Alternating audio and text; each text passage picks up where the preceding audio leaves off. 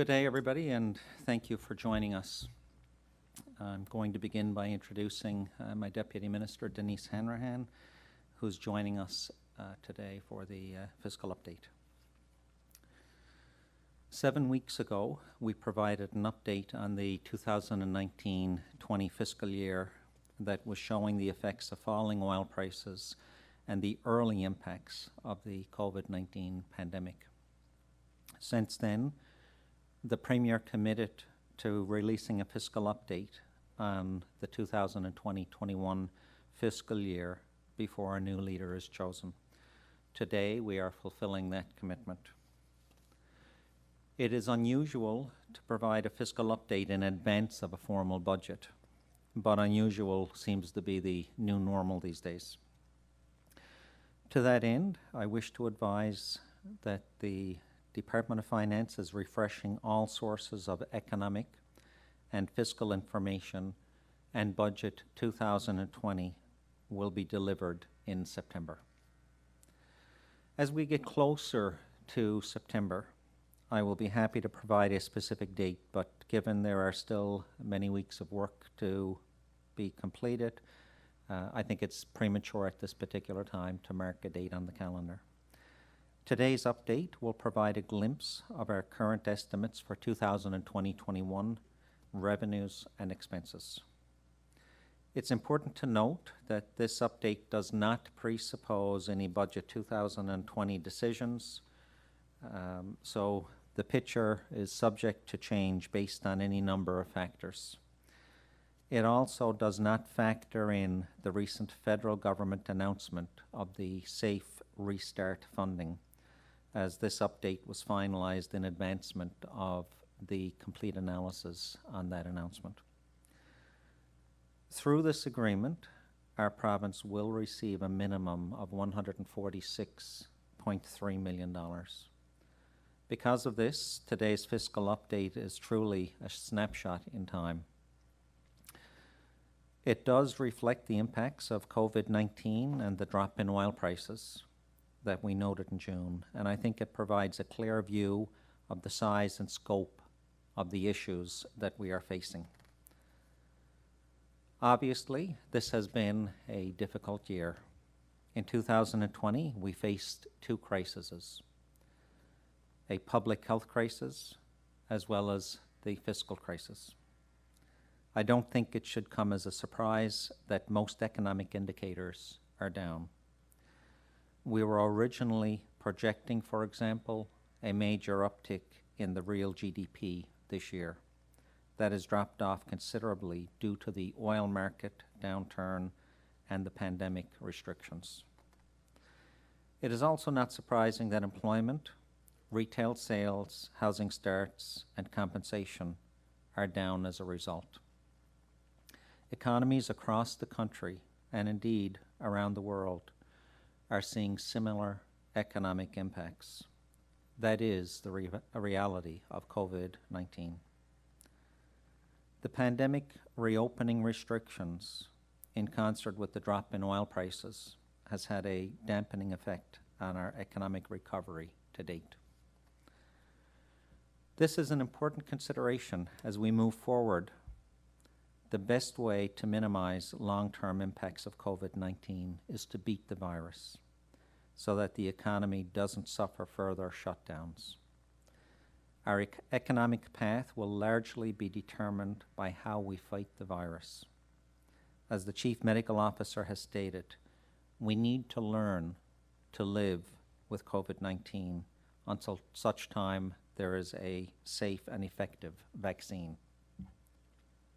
While I believe we have responded in the only way we could have when facing this pandemic, I am hopeful that with the NL Life with COVID-19 plan now in place, we can face the next wave with a significantly reduced impact on our economy. Before addressing the 2020-21, I would like to advise that as a result of the new information provided by NALCOR in the recent weeks, the 2019-20 revenues have declined by a further $225 million. This is a result of the non-cash impairment of White Rose and Hibernia South Extension assets in oil and gas due to a significant decrease in the price of oil. We started to experience that decrease in March. This reduces our anticipated surplus to $1 billion for 2019-20. It further highlights the evolving situation our province has had to deal with over the past 4 months. Moving to today's update, we are projecting a deficit for 2020-21 of $2.1 billion. When compared to the $796 million deficit projected for this fiscal year in Budget 2019, this represents an increased deficit projection of $1.35 billion. When considering that shift, it's important to note that the original projected deficit preceded the COVID-19, and in fact, none of our 11 oil price forecasters predicted the price war between Russia and Saudi Arabia. So a major difference from these 2019 projections is in no way unexpected. We have been clear for months, as recently as our June update, that we anticipated decreased revenue and increased expenses. And that is what we are demonstrating in the update today. On the revenue side, we are anticipating a reduction of $631 million from the original projections. The revenue change is mostly as a result of the price of oil, as our oil price projection has been cut in half from $68 US a barrel to $34 US a barrel. The lower oil price projection, combined with the longer than anticipated shutdown of the Terra Nova FPSO, has resulted in a projected decrease of $560 million in oil royalties for 2020-21. On the expense side, we see the impacts of the COVID-19 pandemic. Expenses have grown by $720 million from the original projection. While we have seen changes across various spending areas as a result of COVID-19, there are a few main reasons for the changes. $200 million of the increase is from the previously reported COVID-19 contingency fund approved in the House of Assembly in March. The current net impact of spending from this fund is less than $120 million, but we are budgeting the entire allocation in the event it will be needed by March of 2021. Since mid-March, our government has mobilized spending across government departments to protect the social and economic well-being of residents and businesses during the public health crisis. Just as the federal government has seen massive increases in expenses as a result of COVID-19, our strategy was to fill the gaps in federal funding to ensure that Newfoundlanders and Labradorians received the support they needed during the pandemic. This included such initiatives as the financial support to ensure that families did not have to pay daycare and that ECEs would continue to be paid during the pandemic. Financial measures for electricity customers, compensation for workers in self-isolation due to COVID-19 travel restrictions, the Tourism and Hospitality Support Program, funding for Food First NL to support community partners that provide food programs throughout Newfoundland and Labrador, and the Residential Construction Rebate Program, as well as cost-shared initiatives with the federal government, such as the Essential Worker Compensation Program for lower-income workers and the Commercial Rent Assistance Program. All of this, of course, unanticipated spending when the original Budget 2019 projection was made. To date, we have spent $172 million of the contingency fund. We will be receiving $52.5 million from the reimbursement from the federal government on the lower income program, as well as other funding from the federal government for a total of $55 million, for a net spend of $118 million from the contingency fund. There were other initiatives that did not need to utilize the contingency fund. In some cases, departments have funded initiatives through savings elsewhere in their departments. However, given that there are still just over 8 months remaining in the fiscal year, and we are still dealing with the pandemic, we have applied the full $200 million contingency as expenses in this projection. The Safe Start funding, when applied, should also help with offsetting COVID-19 related costs. We will provide an update on the projection on budget day as details are finalized. There was an additional $261 million as a result of pressures in our healthcare system. If you look at our healthcare spending over the past 5 years, you will note that we have kept it relatively flat.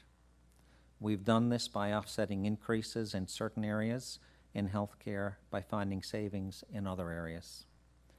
This is one of our administration's most significant accomplishments, as we've done this at a time when healthcare spending has increased in nearly every province each and every year. 90 million of this increase is directly as a result of COVID-19 impacts on regional health authorities. The remaining increase is due to a host of other expense pressures anticipated within the healthcare system, including consumer price impacts.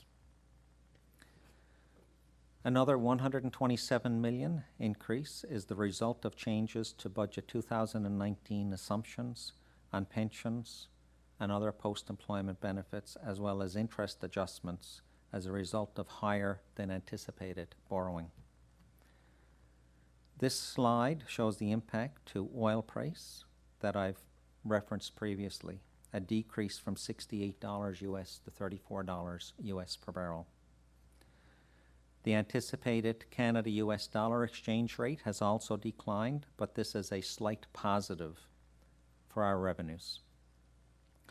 This slide shows our current estimates for oil price sensitivity.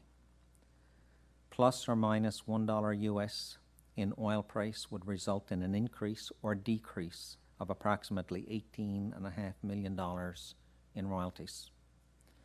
Plus or minus 1 cent in the Canadian dollar to US dollar exchange rate would result in an increase or decrease of approximately $8.5 million in royalties. In March, we sought and received borrowing authority for $2 billion in 2020-21, which was already an increase on the budget 2019 projection of $1.2 billion. Today, we anticipate that borrowing will need to reach $3.2 billion this year as a result of cash flow factors, including a significant drop in cash received in the province due to COVID-19 and the oil price impacts. As well, more funding to address a number of issues that I've outlined previously. Furthermore, the delay in commissioning of Muskrat Falls has changed borrowing projections. COVID-19 has had an undeniable impact on our province's borrowing requirements. As a result of these changes, we anticipate the province's net debt will reach $16.7 billion this year. This is obviously a major concern. While we have made great strides to reduce deficits each year prior to this, the problem with net debt is that in the absence of a surplus, each year we see an increase. The net debt is a problem decades in the making, compounded by an ill-advised Muskrat Falls project. The net debt is why strong fiscal stewardship is so vital, and the bond rating agencies have routinely commented on this and commended our province for the measures we've taken in this regard. It is seen as one of our credit positives. This is a long-term problem that must be addressed, and I'll have more to say about this on Budget Day. In closing, I want to reiterate something that I've said in my last financial update. Every province is going to need collaboration from Ottawa to overcome what is a time of historic fiscal and economic upheaval. We are far from the only province that has faced significant impacts this year, and in recent weeks, numerous provinces have revised their estimates and have shown major deficits this year. The results of those deficits, or these updates, are shown on the screen now. While our deficit is less than 3 times larger than originally projected, other provinces are seeing increased deficits ranging between 5 times and 50 times higher than original projections.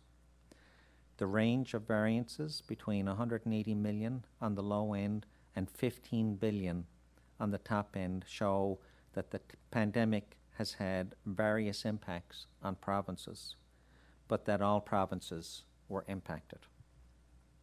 It also shows that our increase, while significant, has been largely measured and controlled to date. Ottawa stepped up and provided the assurances and supports that Canadians needed to respond to COVID-19. They worked to protect people who found themselves unemployed and isolated in their homes, many contemplating uncertain futures.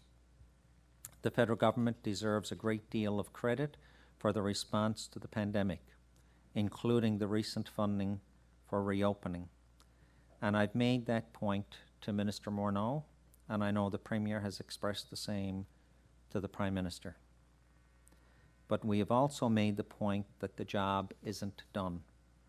Coming out of this pandemic, if provinces are forced to undertake massive tax hikes or cut services that have been so vital over the past several months, it will have a severe impact on the prospects for economic recovery and all of the work that the federal government has done to protect the public from financial hardship will prove inconsequential. We need a pan-Canadian solution to the economic crisis. We are stronger united than divided on all issues, including economic recovery. I believe it is important to provide this update today to give a sense of where we are as we work to prepare for Budget 2020. The unexpected challenges of this year reflect the importance of sustained and strong fiscal management, something bond rating agencies have routinely commended us on since we formed government in 2015. In the coming weeks, we will have a new leader at the helm of this government, and whether it is Mr. Abbott or Mr. Fiore, the next Premier will set out a renewed vision for how we will address our current fiscal crisis. No matter who becomes leader, Budget 2020 will represent the next phase of our balanced fiscal approach as we lay the foundation for addressing the new realities we face in Newfoundland and Labrador. And with that, we will open it to media for questions. Thank you. Thank you, Minister. For the benefit of the Minister and speakers in the room, we have 7 journalists on the line. I will start first with Peter Cowan from CBC for 2 questions and a follow-up. Please go ahead. Minister Osborne, we've seen difficulties with being able to borrow the money that we need, with expecting to have to borrow more than $3 billion this year. Are we able to do it on our own, or are we going to need federal government or Bank of Canada help in order to do it? Thank you, Peter, for that question. It's a good question, and we have borrowed 80% of our long-term borrowing. A snapshot in time when the Premier wrote the Prime Minister was at the start of the pandemic, when financial markets were spooked. Borrowing for all provinces was difficult. We came to realize that other provinces were facing the same situation. The federal government had engaged the Bank of Canada for short-term borrowing and for borrowing in the secondary market, which helped liquidity for provinces in the open markets. But we've borrowed 80% of the $2 billion that we projected in interim supply that we would need to borrow without the help of the Bank of Canada, without federal assistance. The initial spooking of the markets with the pandemic was very much that. We've been able to borrow at attractive rates, and we haven't had any difficulty in the market. One of the key things when you look at the fact that expenses have been rising within government, what are you doing to try and look at ways to be able to rein in some areas? Obviously, healthcare spending is going to have to be up, but what about other areas of government? That's also a good question. And, if you look at, since I've become Minister of Finance 3 years ago, our bond rating agencies have routinely said that the strong management of the province's debt load, our treasury management, and our fiscal management are credit positives for this province.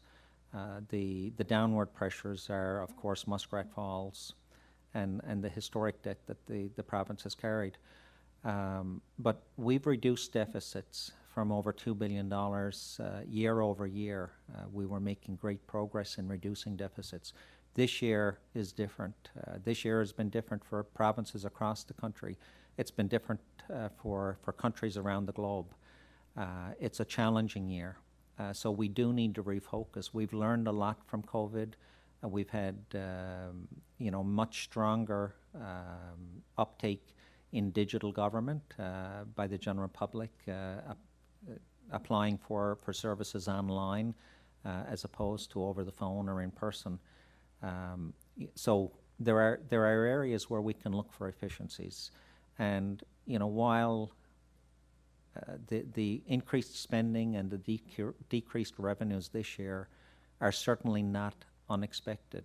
I don't think anybody is surprised, and in fact, if you look across the country, there are provinces that have fared worse than we have. At the same time, there are very few things, Peter, that keep me awake at night. The increased borrowing this year and the fact that our deficit has gone above $2 billion again this year are things that concern me greatly. Ministers, Cabinet, our caucus have been looking at ways to get this under control again and go back to what we have been good at, reducing the deficit significantly.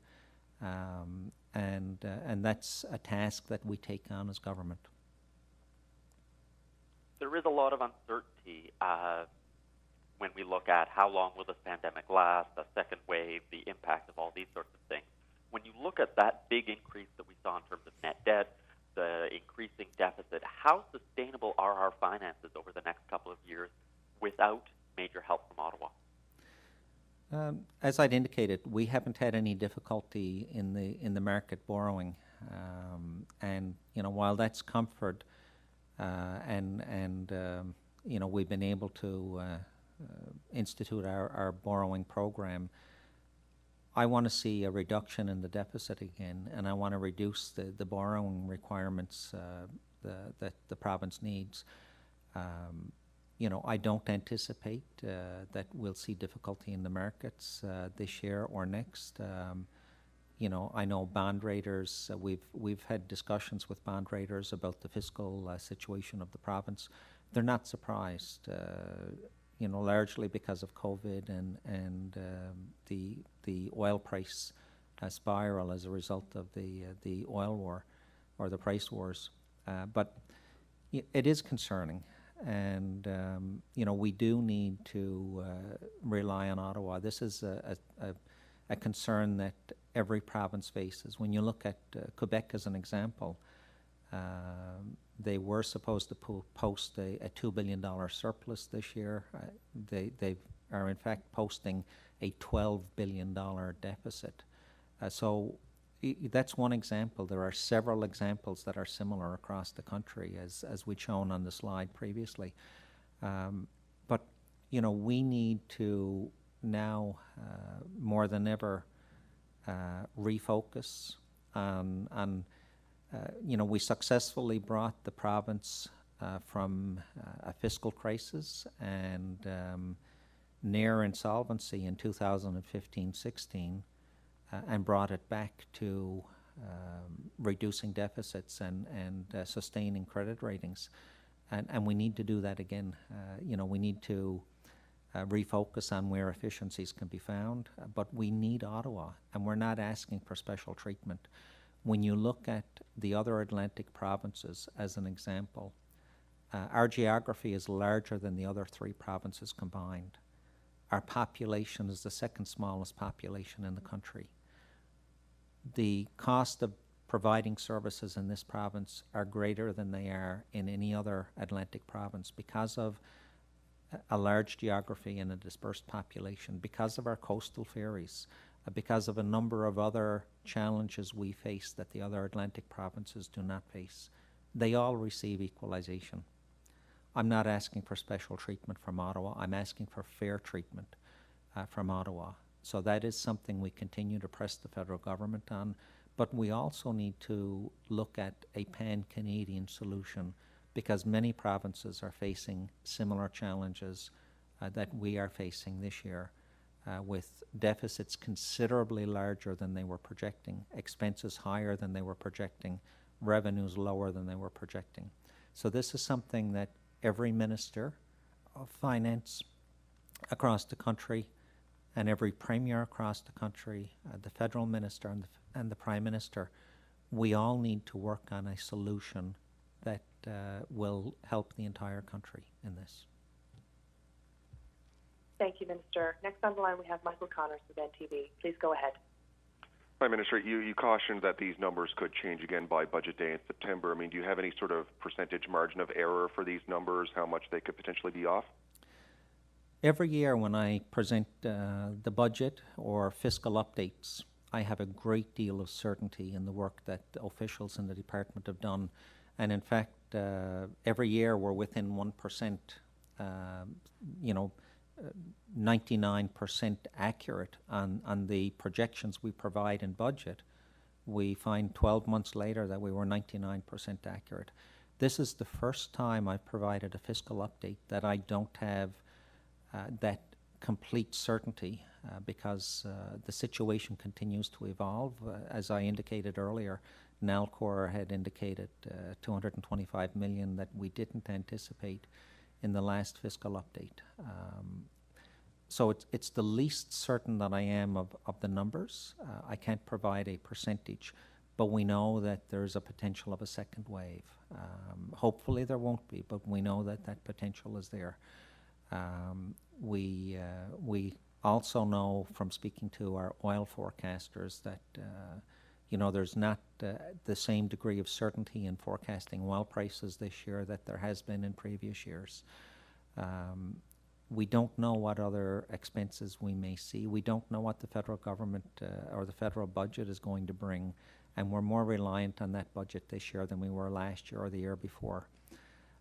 So it's difficult to say, but when I say that the numbers can change, we haven't factored in budget decisions in this fiscal update. So budget decisions can cause expenses to increase depending on the decision and whether there are other expenditures needed, or expenses could decrease if we make those decisions. And we'll wait for a new leader before we make final budget decisions and look at the direction and focus that a new leader may want to put in place as well. You said the net debt is a problem decades in the making. You'll have more to say on budget day. Can you tell us what you're talking about there? Like, are you going to present some sort of a detailed debt reduction plan? We are going to put a plan in place. I'm certain of that in the budget. Fiscal updates are not a plan. It is exactly what it is. It's an update. Budgets are plans, and budgets. You have policy changes. You have expenditure changes. You have other decisions that are made at budget time that are not made at a fiscal update. But just as we did over the last 3 or 4 years where we've reduced deficits in the province, and we had a plan to do that, and a plan that we've received a great deal of credit from our bond rating agencies for that plan. This almost brings us back to a ground zero, where we need to re-look at what the plans are, to focus on getting our deficits down as we have over the past 4 years, and refocus on how we do that, over the next 4 years and over the next decade. We need to ensure that we put in place a sustainable plan that does not compromise the services that are required in the province, and does not compromise an economy that was starting to rebound but has faced significant challenges over the pandemic. So it's going to take a very balanced, a very focused approach. The government had a 7-year deficit reduction plan put in place, which was basically out the window before this pandemic even hit. So how could we trust that any new debt reduction plan or any new plan would even be followed? I take your point, and it's a valid point, Michael. And I wouldn't say it was out the window. We had reduced deficits significantly year over year, over a 4-year period. So our plan was working. Our bond rating agencies said our plan was working. So it was working, but we did put in place plans for additional savings and efficiencies in terms of digital government and shared services, for example, that based on discussions and consultations on those efficiencies, we put aggressive timelines in place. And those timelines were proving to be a little slower than we had hoped for or anticipated. But, we were talking a year or so difference in our plan. This year has changed everything. Will we be back to surplus in 2023? We were projecting before 2022. We were looking at possibly revising that by a year or so, but we were very much to the plan, and this year has changed not only for this province but globally, for the federal government and every province across the country. Thank you, Minister. Next on the line, we have Brian Medora with VOCM News. Please go ahead. Good morning, Minister. Just wondering, when a lot of people hearing this are going to be thinking, oh boy, here we go, 2016, round 2. What would you say to them? Is that where you may focus? Is that on the table, the large increase in revenue measures? It's too early to tell, Brian, but what I can say is we've learned a lot from 2016. One thing that I have not been afraid to do is to deliver the news to the people of this province, whether it's good news or bad news. One of the things that happened in 2015 is the province were not updated on the situation the province was really facing. And I've often said, as one premier walked out the door and the new premier, Premier Ball, walked in the door, finance officials met the new premier literally within hours to indicate that the province would have had difficulty making payroll.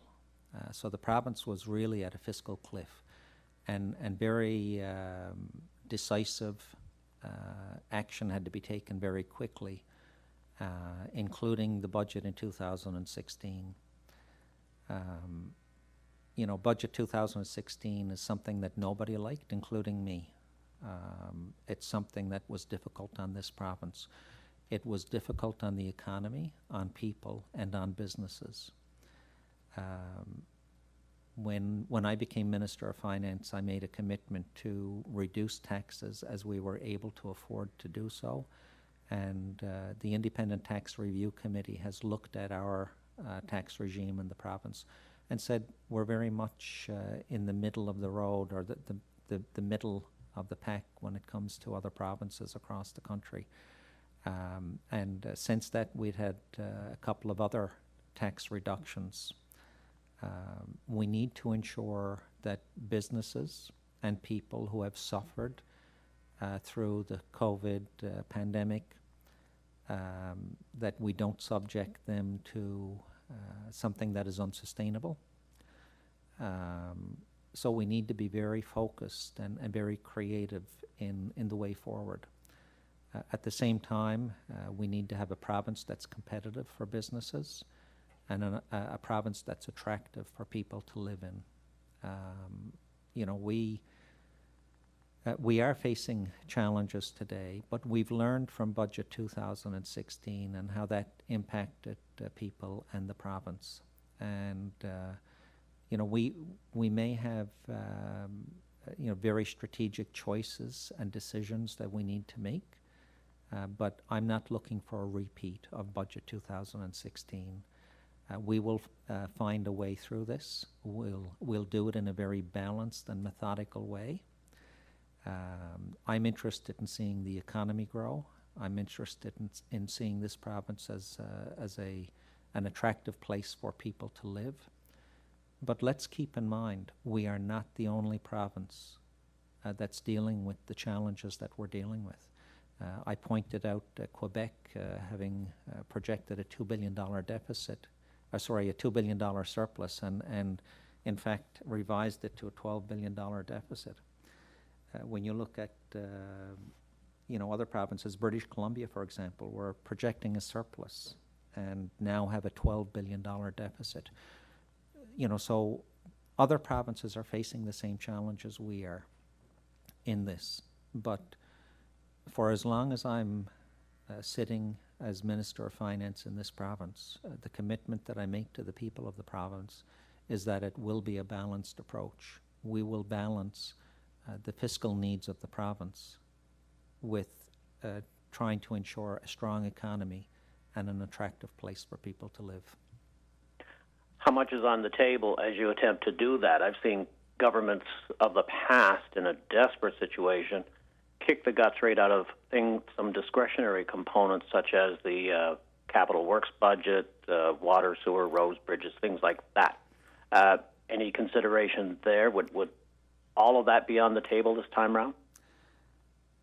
You know, we've got to look at everything, Brian, based on where we are today. We'll leave no stone unturned. But I can say that the Premier and our Cabinet and myself as Minister of Finance, our caucus, since I became Minister of Finance, our government has been focused on a balanced approach. Again, you know, we needed to, as a government made very difficult decisions in 2016, but a great deal was learned from that, and while it pulled us back from the fiscal cliff, you know, it created other challenges, so we've learned from that. We will leave no stone unturned, but, you know, in 2015-16, we were facing a challenge other provinces weren't.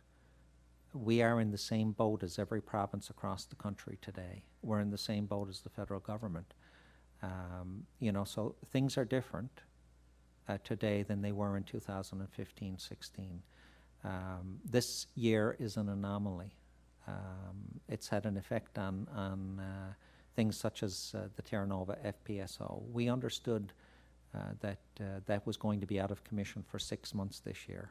It's now out of commission for a year or more. So there has been challenges as a result of the oil war and COVID. There's no question about that. But, you know, we believe in a balanced approach, and it's what we've practiced, and we've been able to reduce deficits with that balanced approach. You know, this year, once we turn the page on the calendar, and move beyond this year. And when there's a safe and reliable vaccine for COVID, and as we learn to live with COVID prior to that, I continue to say we need a balanced approach, and that's what we're going to be focused on. And you mentioned the oil industry. They are looking for some kind of a program or a hand up. You're in negotiations with Ottawa on that file, rate mitigation. Whatever the file may be would likely require some financial participation by the provincial government. Where would you stand there? Would you be able to participate in that manner? We are going to do what we need to do to protect that industry and to protect jobs in this province. I know the Minister Cody and Premier Ball have been working very hard on both those files with the federal government. At this particular stage, I'm not in a position to talk about what's coming out of those discussions, but I know they've worked very hard, and the federal government has been at the table and listening to those concerns as Minister Cody and Premier Ball have been discussing these issues with Ottawa. We'll continue to deal with Ottawa and to work with our partners in the oil industry to protect that industry. It is vital to the economy in this province. It is a very large number of jobs, and it's a very significant source of revenue for the province. Thanks. Thank you, Minister. Next on the line, we have Ashley Fitzpatrick with allnewfoundlandlabrador.com. Please go ahead. Thanks. Yeah, I wanted to ask, there's been a couple of references to the cost of the delay of the Muskrat Falls commissioning. What specifically is the figure that you're using on that? I'm sorry, Ashley, can you? The delay in the Muskrat Falls commissioning, there's been a couple of references to it, and I'm just wondering if there's a overall figure that you're using on that and what that's expected to cost us. I'm going to ask Denise to answer that, and hopefully she'll have... Are you talking about the 225 adjustment to fiscal 19, or are you talking with respect to borrowing? Well, in Minister Osborne's comments and in the press release, there was a specific mention in the press release states that in addition to cash flow changes, quote, it's combined with the delay in the commissioning of the Muskrat Falls project to result in the $3.2 billion. So I'm just wondering, is there a specific number overall that you're applying for that delay? So that relates to the adjustments in our borrowing and our cash flow. We would have expected the project when we did in April of 2019, the project would have been different in our fiscal forecast. Now, as a result of this, we've adjusted our fiscal forecast to reflect that the project is delayed and currently going through the renegotiation process as we work through installing the cost of service model on Muskrat Falls. So that is the component that also adds into having less revenue coming in cash-wise and having more cash expenses going out. Right. So is there like an overall figure that we could reference, or? I don't have a specific number. No, so actually we don't have that at this time. I'm not even sure if that's fully available at this particular time. We will endeavour to get you more details on that. I know this department and Natural Resources have been working with Nalcor and Stan Marshall on the impacts of COVID-19 and the delay on the project to get a more solid picture of what the delay and the temporary shutdown of that project is going to mean in terms of additional costs or additional borrowing requirements. So I'm not sure if that's fully available even at this time, but we'll endeavour to get you some additional information. Right. If there's even whatever sort of figures were used in coming up with that $3.2 billion, anything that might have been included in there, I'd certainly welcome that. My only other question is in relation to the timeline here. We've got a new premier coming in, and Minister, I'm just wondering if you could speak to I mean, this premier is going to have to get their feet under them unbelievably quickly. I mean, you're talking about not just a budget now, but also a deficit reduction plan. And I'm just wondering, is this ultimately really going to be a Tom Osborne budget more than any other that has come under this Liberal government? I mean, our cabinet and our caucus operate as a team. So when the new leader comes in, you know, they'll have that team already in place. And you know, no question, the new leader will have to hit the ground running. You know, becoming leader in August, going through a transition, you know, the looking at getting up to speed on every department, and at the same time putting a budget together. There's going to be a lot of midnight oil burned on the 8th floor, and with every minister as we get the new leader up to speed. So yes, having a budget put together for September will have some challenges in terms of timelines, in terms of direction from the new leader. But you know, the leader, when they come in, does have a team behind them, and we will do everything we need to do to help the new leader prepare for the budget. Thank you. Thank you. Ashley, do you have a follow-up, or am I okay to move along? No, I'm good. Thank you. Okay, thanks. Next on the line, we have Keith Doucette with the Canadian Press. Hello, Minister. I'm just wondering, you've mentioned a balanced response. I'm wondering, how do you maintain a balanced response without a significant improvement in the offshore? Well, the offshore is obviously very important to the province, both from, well, I was going to say both from a financial or a revenue perspective as well as employment, but also spin-off industries and economic benefit. You know, they're high-paying jobs, and those jobs support local restaurants and car dealerships and furniture stores and so on. You know, so it's obviously very important. As a government, we are very focused on protecting that industry as we move through the oil war and the pandemic, and you know, ensuring that industry continues to provide the benefit to the province that it has been. We see this year with the downturn in oil and shutdown of projects, temporary shutdown of projects, the impact that it's had on the province. You know, we've run a very tight ship through this pandemic. As you can see, when you compare our provinces to other provinces, we'll continue to run a tight ship. Many people would have projected that expenses would have gone up. In fact, I was fearful expenses would have gone up more than the $720 million that they did. So ministers and the Premier, every department has focused on running a tight ship.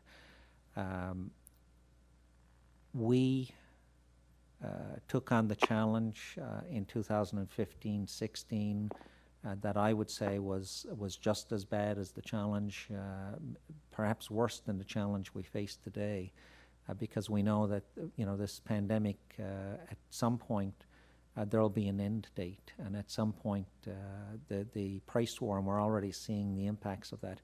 Oil hit $19 a barrel at their lowest during the price war. This week they've been $43, $44 a barrel. While it's not where we want to see them, we want to see them in the mid-60s or higher. You know, we are starting to gain a greater focus on the finances of the province and what the impacts of both the pandemic and the price war has meant. But you know, when I talk about balanced approach, it is just that.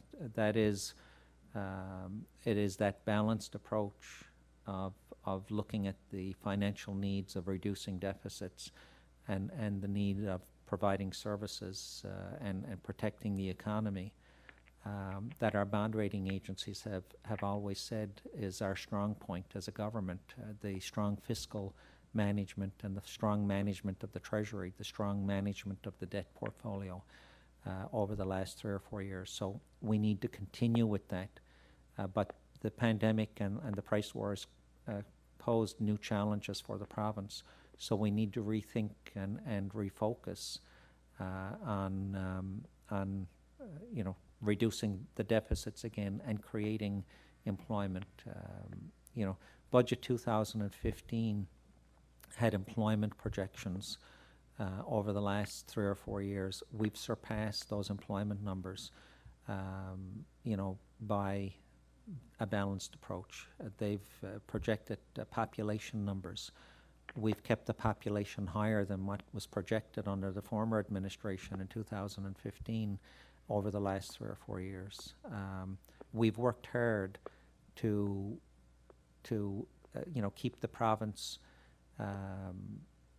from building on the deficits that the province had been building on, and in fact reduce them. So there's no question this is going to be hard work. It's going to be very strategic and very focused. It's long hours, and officials in the department have been very focused on this. And as a government, we've been very focused, and I believe we're up to the challenge again. You mentioned help from Ottawa. You've kind of touched on it. I wonder if you can give me specifics of what exactly it is you need to help you get through this. Because you've also said in the past, without significant help, this is going to get worse before it gets better. Yeah, I mean, things were getting better in the province. That's undeniable. If you look at 2015-16, that's the darkest days in this province since the collapse of the ground fishery. So things were getting better. Unfortunately, this year was unpredictable from a health perspective or from an oil perspective. When I say we're up to the challenge again, we managed to get through the 2015-16 fiscal crisis. We still face challenges, but we had made great strides. We will do that again. The difference this time is that every province across the country are facing similar challenges as we are. In particular, the oil-producing provinces, this province, Saskatchewan, and Alberta. So we need a pan-Canadian solution. Finance ministers and premiers and other ministers will need to work on solutions that impact the entire country. But just as importantly as that, whether it's fiscal stabilization or whether it's equalization, I can't repeat often enough that we're not looking for special treatment, we're looking for fair treatment. And if other provinces with less challenges than we've had are entitled to equalization, the federal government has to look at that program. Okay, thank you. Keith, do you have a follow-up question, or am I okay to move along? No, you can move. Go ahead. Thank you. Next on the line, we have David Barr with the Telegram. Please go ahead. Thank you very much. In 2019-2020, the province had projected $1.3 billion in debt expenses. Given that we've hit, or that we're projected to hit, $16.7 billion in net debt, do you have any idea of just how much the debt could cost us in the 2020-21 fiscal year? Well, the additional debt burden this year is going to cost approximately $80 or $85 million a year in debt expenses. That creates a challenge for the province. When the opposition criticize us for not reducing expenses, I need to remind them and the general public that we've held expenses steady despite the fact that the additional costs primarily related to Muskrat Falls and the borrowing requirements that this province has had to undertake. The additional borrowing costs or debt expenses as a result of this province's borrowing on Muskrat Falls is close to $100 million a year. When you factor in additional borrowing costs and debt expenses on top of CPI, the fact that we've been able to maintain or keep expenses steady, we've actually found significant deficiencies in departments and savings in departments to make up for the extra 100 million in debt expenses related specifically to Nalcor and Muskrat Falls, to combat the increase in consumer price index, to combat the increased expenses while we reduce deficits from over 2 billion. Every year that there's a deficit, it requires a borrowing, which is additional debt expense. So while we've made great strides over the last 3 or 4 years in reducing the deficit and getting the situation under control, until we get to a surplus situation, a deficit means borrowing, which means additional borrowing costs. So to keep expenses steady in this province, despite additional borrowing costs and CPI, is what our bond rating agencies, for example, have been saying, is that we've kept expenses under control, and the management, fiscal management of this province is a credit positive. We need to continue to do that, but to more specifically answer your question, our debt expenses this year will increase by $80 or $85 million. Thank you. And so the department is anticipating to lose that about 3,700 people will leave the province as a result of all this. I'm wondering if you can give an idea of kind of the ripple effect of that out migration, in terms of revenue loss from income tax and that kind of stuff. It is challenging. There's absolutely no question it's challenging on a number of fronts. As people leave the province, money that we get from Ottawa is per capita based. So as people leave, we get less money from Ottawa. As people leave, there's less tax revenue paid into the province. So it has an effect in that regard. As people leave, it's generally the younger people that leave, so it compounds the aging population impacts. So it is concerning. Anytime this province has faced challenges, you see some out-migration, people looking for greener pastures. One of the considerations during this pandemic is that every province across the country are facing challenges. We're not the only ones. So, while we are anticipating some out-migration as a result of the most recent challenges, the greener pastures that some may think are elsewhere, those provinces are facing similar challenges that we are. Thank you. And I know that everybody is looking for a crystal ball in terms of what's going to happen with COVID-19 in the future, but just how large does the prospect of a second wave, loom on the finances of the province? It's something that, it's hard to quantify. It's hard to measure. We don't know, we're told by health professionals to expect a second wave.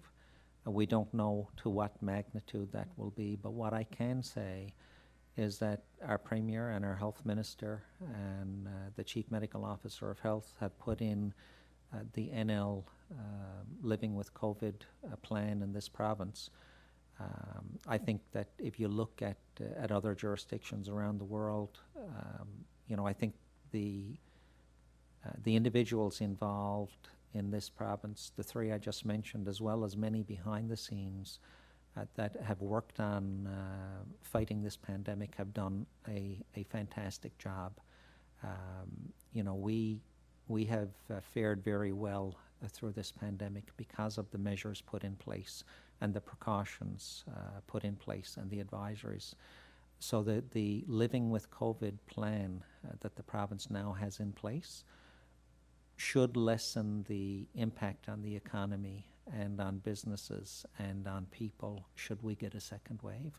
But it's very difficult to quantify the level of impact that may happen without actually living through the second wave. It's tough to measure. Thank you. Thank you, Minister. The final journalist we have on the call today is Garrett Barry with CBC. Please go ahead. Thank you. Minister, in looking back over the previous years, how does the projected deficit for 2021 compare? Is this the largest? No, it's not the largest. We had the largest deficit was in 2016 with the change of administration in the province. We saw a very large deficit there. It was reduced the following year, I believe, to 1.8 billion. So we're at 2.1 this year. We had reduced deficits year over year, with the exception of this year. We were anticipating an $800 million deficit as a result primarily of the shutdown of the Terranova FPSO and the revenue impacts as a result of that. Next year, the picture was much better again because we didn't face that revenue impact. But as I've said, this pandemic and the global price war has changed everything. In my wildest dreams, sitting as Minister of Finance, I never would have projected going through what the globe is going through this year, what the country or every province in Canada is going through. So it has had a significant impact on everybody, on every jurisdiction. I know the game of politics, and I can fully anticipate what opposition members will say publicly. I know privately, long before today, they were telling me they anticipated a deficit well over $2 billion. They may say something different publicly today, but the reality is, it's difficult to cast aspersions on any province or on any country during this pandemic and the global price war, when that's something that we don't control. So the deficit, we control what we can control. The pandemic and the price war was completely outside of the control of any province in Canada. Speaking of control, should more have been done in 2016, 2017, when times were relatively better, at least, to prepare for this possibility, or to give some wiggle room at least? I don't think anybody, would ever tell you in 2016 that they expected this in 2020. Whether from an oil price war perspective or even more so from a COVID-19 perspective. I don't think there was any country globally that was prepared for the COVID pandemic. The responses have been varied globally, but how do you prepare for something you don't know is going to happen? We have been reducing deficits from 2016 at a deficit well over $2 billion to getting it down to less than $600 million last year. We had been doing what we needed to be doing, and again, I know people will probably say, I'm tired of hearing you talk about the bond rating agencies, but they are independent. It's one thing for me to say we had strong fiscal management, and pundits out there will say, well, you still had a deficit, so how can that be so? But our bond rating agencies have said the credit positive for this province has been our fiscal management, our management of the Treasury, and our management of the debt portfolio. That has been the credit positive, where we've seen credit negatives such as Muskrat Falls, which was beyond our control when we took office. So, I think we have done everything we could to prepare for a brighter future for Newfoundland and Labrador.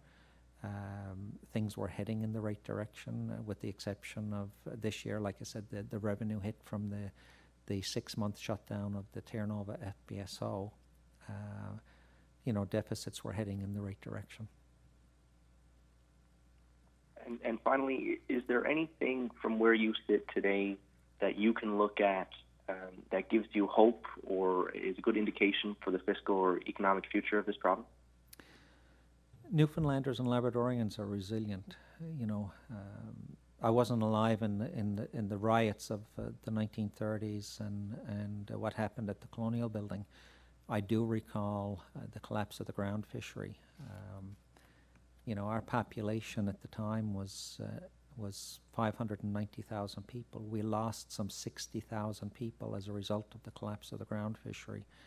And many would argue that we never fully recovered from that. And in fact, if you look at our population, under 530,000, that argument would be a very strong argument to say we've never recovered from that. But we are very resilient.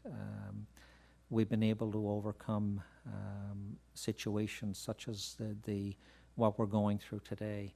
But we can rely on our neighbours in other provinces and the federal government.